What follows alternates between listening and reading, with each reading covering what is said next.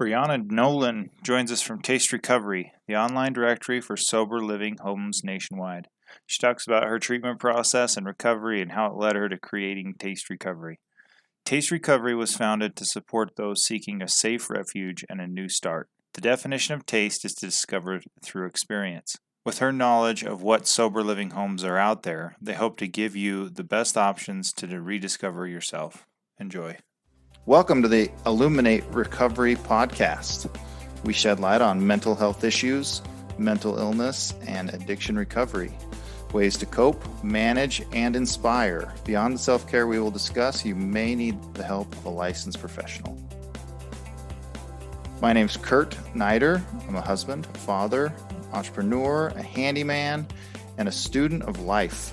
I avoid conflict, I deflect with humor, and I'm fascinated by the human experience. And I'm Shelley Mangum. I am a clinical mental health counselor, and my favorite role of all times is grandma. I am a seeker of truth, and I feel like life should be approached with tremendous curiosity. I ask the dumb questions. I fill in the gaps. The Illuminate Recovery podcast is brought to you by Illuminate Billing Advocates. Make billing and collection simple with leader in substance abuse and mental health billing services. Verification and analysis of benefits, pre-authorizations, utilization management, accurate claim submission and management, denial and appeal management, and industry-leading reporting. Improve your practice's cash flow and your ability to help your clients with Illuminate Billing Advocates. Today, Kurt and I are privileged to be talking with Brianna Nowlan. Brianna is the CEO at Taste Recovery in Los Angeles. Taste Recovery is a sober living directory platform, which is a little different than our normal guests that we have. It is the number one free sober living platform out there, an app out there right now, and they launched back in 2020. They've got a lot of really exciting things going on, Brianna, and you can talk about that a little bit. But thanks for being on today and taking time with Kurt and I. Of course. Thank you so much for asking me. I really appreciate it. So the sober living space is an absolutely vital, essential part of recovery, as I think everybody's starting to learn and see. And not everybody takes advantage of it, but there's so many that need it. And I look back, I think back to my time when I was working at a halfway house for women, and how hard it was for them to get approved for any kind of housing because they had records, and because of the kind of, crimes that they had been serving time for. And so I think sober living fills a really important transition for them. But I'm curious, how does one end up in the sober living world and with a directory like you're doing and all of this energy? Where'd you come from and how'd you get there? So I have been sober for 5.5 years. And I went to a phenomenal treatment center, and even with how many resources they have, my case manager handed me 3 very, very outdated brochures that looked like they were created in the 90s. And they said, here's the 3 sober livings that we have offered to you. And you can, get a sober companion and drive down there and check them out. I got sober in Florida. And so I went down to Delray and I checked out these 3 houses. And I immediately was just like, there's no way. It was definitely out of my comfort zone. And it wasn't necessarily the houses, it was more the area. I was just, at that point, 5 years ago, Delray was really getting that name for the Delray Shuffle and all of that. And I had heard so much negative about it. It quite honestly scared me. And so I went back to treatment and I got on the computers there and I started looking for a sober living by myself. And I found one on the internet. And the pictures were beautiful. And I called the house manager. I talked to the owner. They had said everything that I wanted to hear.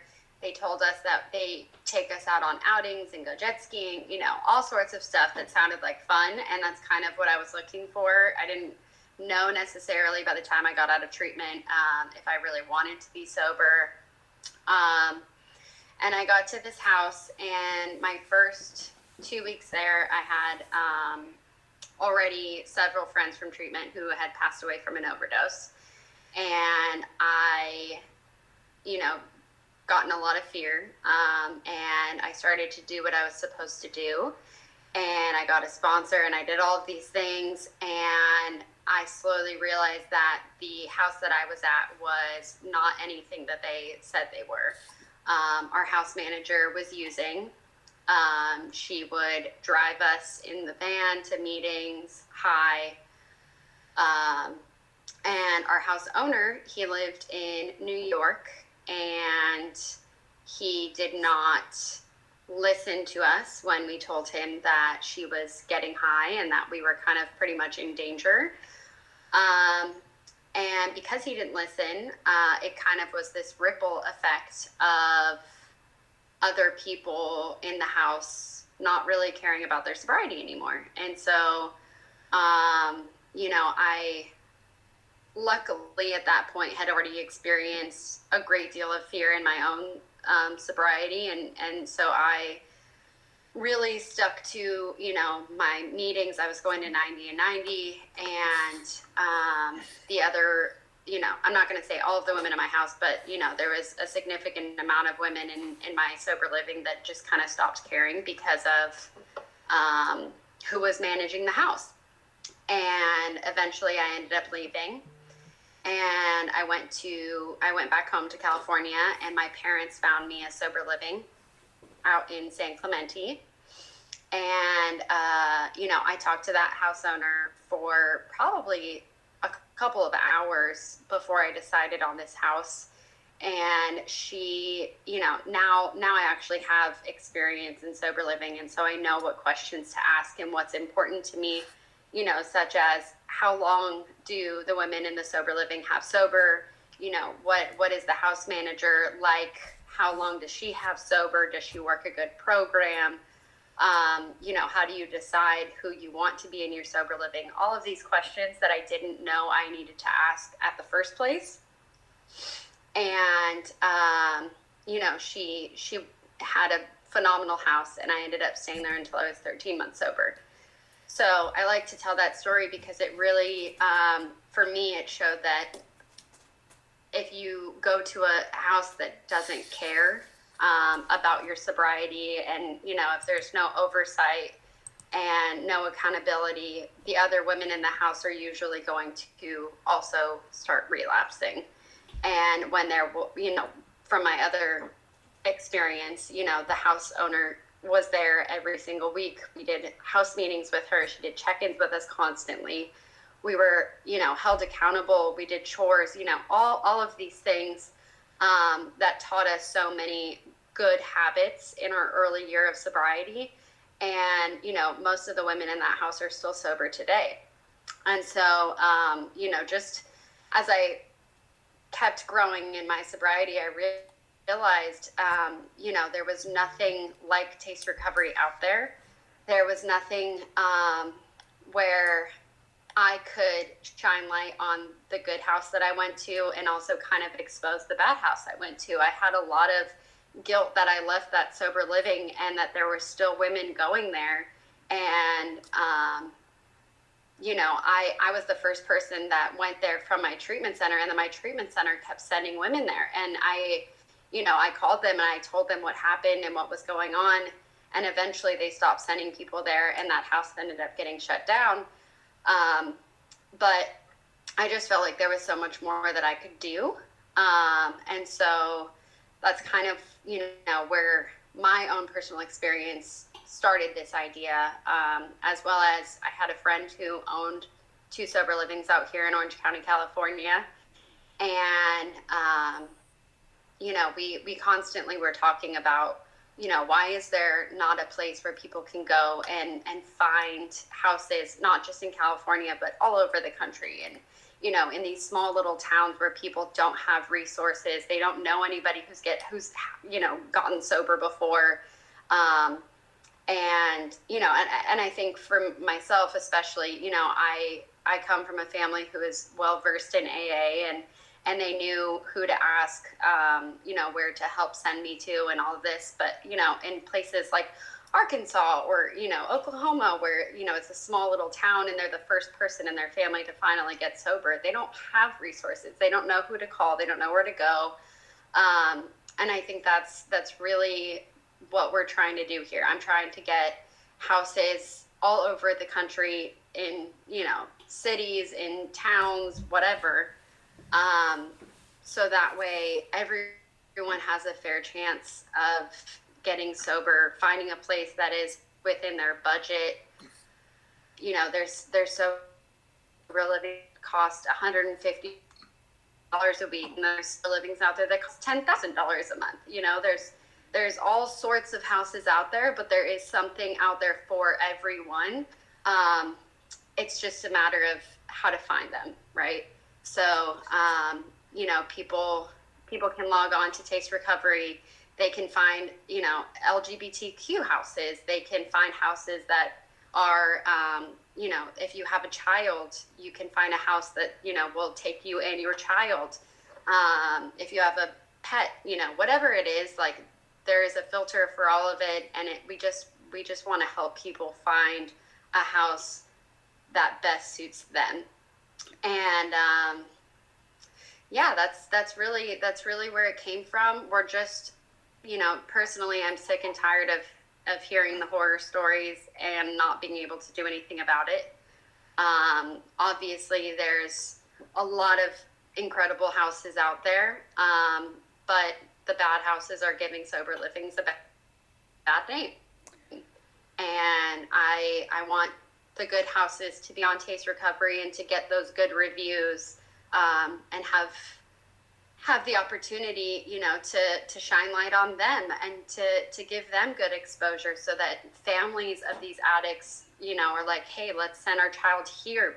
People are saying that it's phenomenal and they're still sober 3 years later. You know what I mean? Stuff like that, where it's just, that's really at the core of Taste Recovery.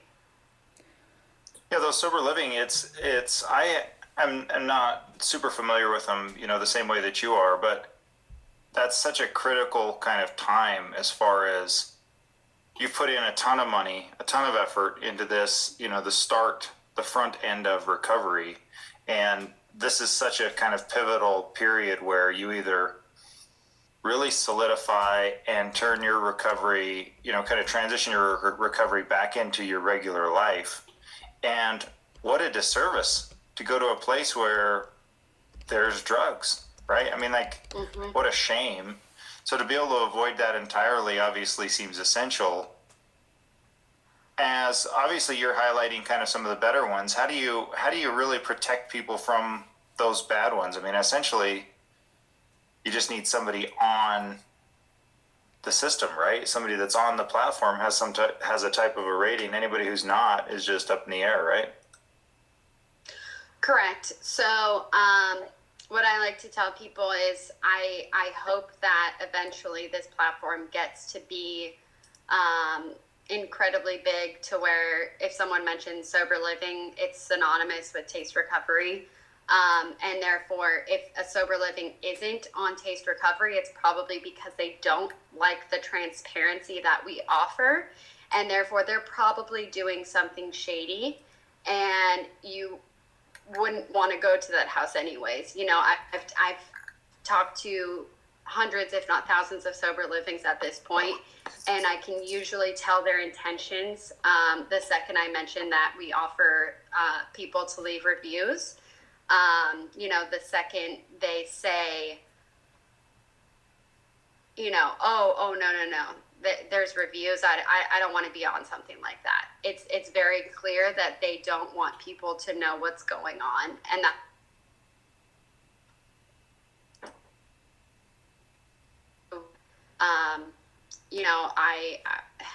It's it is what it is. If people don't put their sober living on the platform, I there's nothing we can do to, help people know whether or not it's a good or bad place. But so far, we've gotten pretty much all positive reviews from the houses that we do have on our platform, and that I think speaks volumes to the houses that we do have. They want to be transparent to improve this industry, and they don't mind if someone leaves a bad review because they know they're going to have 20 good reviews because they're doing something right. So That's powerful. Yeah. I think those reviews are vital, right? For people to be able to come in and say what their experience was and what you've said, these kind of filters that you've set in place, the screening process, it really helps to at least improve your odds of recovery when you're coming into an environment, you're fresh out of recovery. That's a pretty vulnerable place, and if you can't feel safe in your living environment, that just puts you at so much risk. So I think it's super yeah. powerful what you do. I'm wondering how you integrate with the treatment centers that are, residential treatment centers or outpatient treatment centers. How do you connect with them so that they know how to refer clients to safe places? So a majority of treatment centers already have their own lists of sober livings that they do work with, because they've built relationships. They know that they are doing the right things. So we're just trying to promote ourselves in the sense of, hey, you have, these three great houses right next to you, but what if somebody wants to go home? Because a lot of times people go to treatment in a different state and then they want to go back home and they don't know where to send them. So that's kind of where we're leveraging something a little bit different to them. If they don't know, now they have a platform where they can go on. And I spoke to someone in treatment, and they said this is a phenomenal tool, especially for treatment centers, because people who are going to these treatment centers, they go to their case managers and they kind of expect their case managers to tell them where to go next. And this platform, she was like, wow, this is such a great opportunity to empower addicts and alcoholics right when they're, about to leave treatment, and say, you make the decision. You go through these lists of houses, see what you feel resonates best with you. We have an about section for the sober livings to kind of, they can say as little or as much as they possibly want about their house. And, so it is a sense of empowering these addicts and alcoholics that are newly sober, and they get to make a choice. They get to figure out, what they really want, what do they truly feel is going to give them the best opportunity to stay sober. So that's kind of the direction that we're going towards with treatment centers, and they definitely love that. They want to, anything they can do to help empower addicts and alcoholics, because when we first get sober, our self-esteem is so low. We don't know how to make a choice. We don't know how to make decisions. We're just starting to learn all of these tools, and the site is so user friendly, and it kind of makes it fun, and it makes it exciting. And right when we're getting sober, the world is kind of our oyster. We can go anywhere. We can start over. And what a cool place to do that. You can go on, you can click on any of the top 7 US states and be like, okay, maybe I'll end up in Texas, or maybe I'll go to California. I don't know. What do I want to do? And it's just, it's exciting. It's really exciting. It is exciting, and it's like you said, when you come out of recovery, a lot of the times you don't know those questions anyways, right? Or sorry, when you come out of treatment, you're still in recovery, hopefully, but Yeah. you don't necessarily know those questions to even ask, right? Like you said, they're marketing jet skiing and hiking and whatever, which really is kind of a distraction from what you're really trying to accomplish, right? Exactly. And also, So the sober living houses, it's the website is very similar to Yelp in the fact that they can go on, create their profile, and then add their sober living. So they go into house rules, house requirements. They post all of these details that aren't usually out there for the public. So now they can see, what am I actually signing up for? Because like you just said, people don't even know what the expectations of them are when they go into these houses. And I think that's why there is this turnover rate, because people don't know. They just go, oh, okay, I guess I have to go to sober living. I don't even know what that is, but here I go. And now they get to see, okay, this house is expecting me to go to 5 meetings a week. This house is expecting me to be home every night by 10 p.m. This house is expecting me to do chores every single day, and so then they're making that decision themselves to be like, okay, am I willing to do all of this to stay sober? Yes or no? And I think, that goes into more of that empowerment. And I think, I hope that it will help people, actually stay sober, because they are the ones making the decision. No one's forcing them into it. That's very cool. Brianna, I have a question about this process. So it sounds like any sober living can sign up on your website, put in their information, put in their rules, and fill out this whole demographic and information about what they do and how they do it and what's the expectations. Do you ever do you allow the ratings to simply be the way that you filter, and somebody filters through and says, yes, that's a good one and that's a bad one? Or do you remove sober livings from your website if you find out that they're neglectful? Absolutely not. Okay, so this is a great example. I was on a sober living coalition meeting the other night, and they have this process where people can, email them or whatever. I'm not exactly sure how they do it, but they get information where someone has complained about the sober living, and they do their due diligence to figure out if that claim is true or if the claim is false. And if the claim is true and it's something that goes against their guidelines, they just remove the sober living. And I told them, as great as that is, that still doesn't promote transparency. There's people that are still going to go to that sober living, and they're not going to know that there was this filed complaint against them. They're not going to know that they're doing something shady. I'm sure if there are, a handful of bad reviews, the sober living will probably take their house off of Taste Recovery because they don't want people to see that. But if not, that stuff is going to be out there for the public. I want people to know that that house is doing something bad. I want, as much as like the reviews, I also want places that are doing something bad to be up on there and to be exposed for what they're doing. I think that's just as important, because family members have a right to know that they're sending their child or their loved one or whatever to somewhere that has a reputation for, body brokering or having the house manager using and not doing anything about it. Yeah, I think you're spot on that, and I think it even goes to another level in that, like, I think on Yelp and some of those other platforms, they're pretty diligent about keeping everybody on there, right? Like, you don't have to have if I'm a restaurant, I don't have to get a Yelp account to have reviews, and so I actually think there's a lot of value to that, not letting somebody be able to take their facility off of your app, right?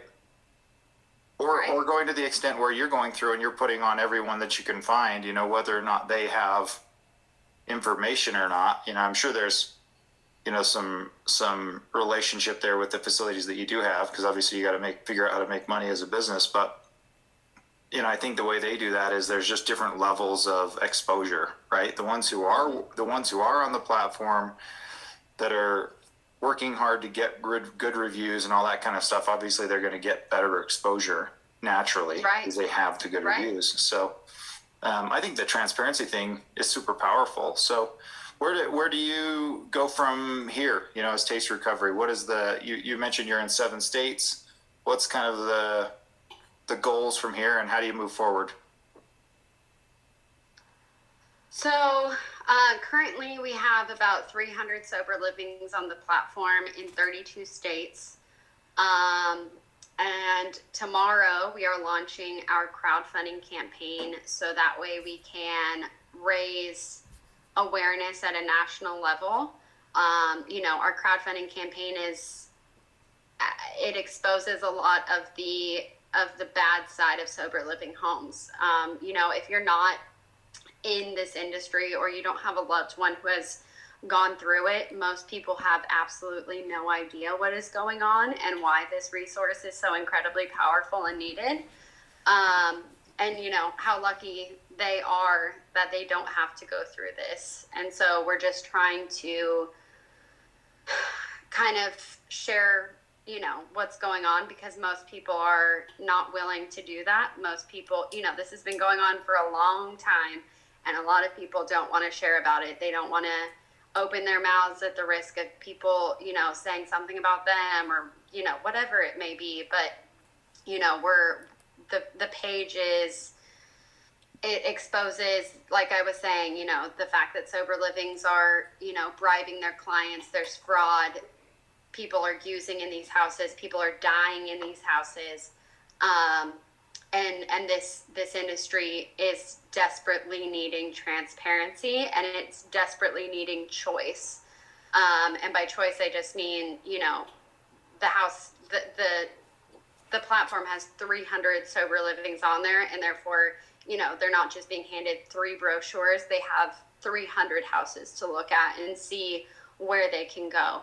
And so it's just, we're trying really, really hard to get it out into the media and get exposure so that people know what is going on, and hopefully raise money to help us with marketing, help us with creating, an even better platform, and really getting this out to treatment centers, to detoxes, to IOPs, to hospitals, all of these places that, need these resources.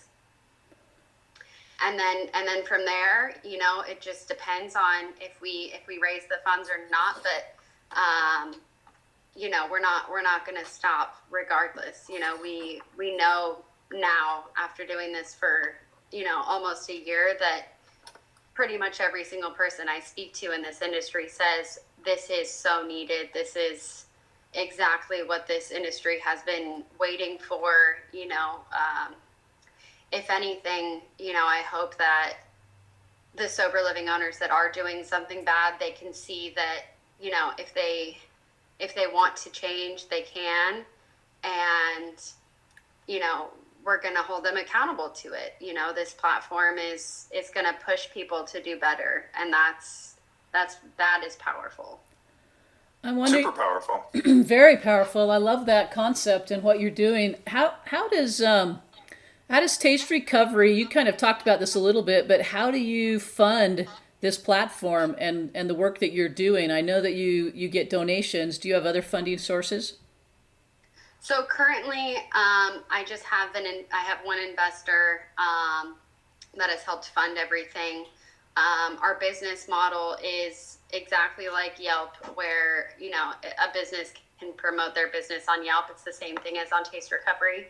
Sober livings, if they want to have more exposure throughout the site, they can promote their house to be at the top of the list. Currently, we're building the value behind that, so that when someone does decide to pay, they're getting people who genuinely want to be in their sober living. At this time, that is our only source of income, which is really why we're doing the crowdfunding campaign, and in hopes that people do want to be a part of this and want to give back and help other people. I've spoken to a lot of family members who have lost their children to addiction, and they wish something like this was out there, and they want to help, and they just don't know how. And so that's kind of why we're doing the campaign as well, giving them the opportunity to be a part of this change too. So Yeah, that's awesome. So what do you this and the campaign is through Indiegogo, yes. and is there gear on there? What are the options that you have? Are there usually, I mean, don't you usually have like swag and that kind of stuff on there for sale? How do you do your fundraising? So Indiegogo allows us to do like a rewards type base. So I have chosen the Heart Foundation to donate a portion of funds to. It depends on what option they choose, but 10% of whatever they donate will go to the Heart Foundation, and the Heart Foundation scholarships people into treatment centers as well as sober livings. So that's, I think is the best form of giving back that anybody can do, because we don't scholarship people into houses. We can't help people in that way. So we want to give money to a place that is doing something so wonderful. That's fantastic. That's awesome. Very fantastic. I imagine that there's going to be, as you guys spread the word and as you continue your efforts, this is going to be huge in the industry because of your transparency and what you're offering out there that just hasn't been around. If people need to get a hold of you, want to get a hold of you, want to get involved, what's the best way for them to do that? Yeah, of course. So we have an Instagram under Taste Recovery, as well as a Facebook, a Twitter, and then our website is tasterecovery.com, and then our app is on iOS and Google Play, Taste Recovery. And then anyone can email me at Brianna@tasterecovery.com as well. I am constantly in contact with many people on email, so I'm on it pretty much every second of every day. But yeah, any of those forms, there is a way to get a hold of us. At least someone on the team will get back to somebody. Absolutely. Well, and I think it's pretty incredible that you've taken your own recovery experience and the needs that you had and found a void, right? Found a void in the industry that really needed to be filled, and now you're spending your passion and your energy and really probably finding continued recovery in what you're doing and in providing this service to others. So I think that's super cool. I love hearing those stories. Thank you. I appreciate it. And I think by the time this episode comes out, our campaign will already be live. So if people do want to check that out, they can go to savesoberlivings.com. It will direct you to the Indiegogo page as well. Cool. Wonderful. Savesoberlivings.com. That's good to know. Yeah. Well, kudos on what you're doing. A lot easier to remember than just like Indiegogo, try to search it and find it. Yeah, absolutely. Absolutely. I think you're spot on that one. Well, thanks for taking time for us. Kudos on kind of the quest and this business. It's pretty awesome what you're doing. Thank you. Thank you so much. I appreciate it. Hopefully a year from now, everyone knows what Taste Recovery is, and we're not, having to explain all of it, and people just know the good work that's being, that's coming out of it. Yeah, you never get past telling the story, right? It's just part of the deal. Okay, awesome. That's true. The story. Thank you, Brianna. Thank you so much. Thank you. Okay, it's been fantastic.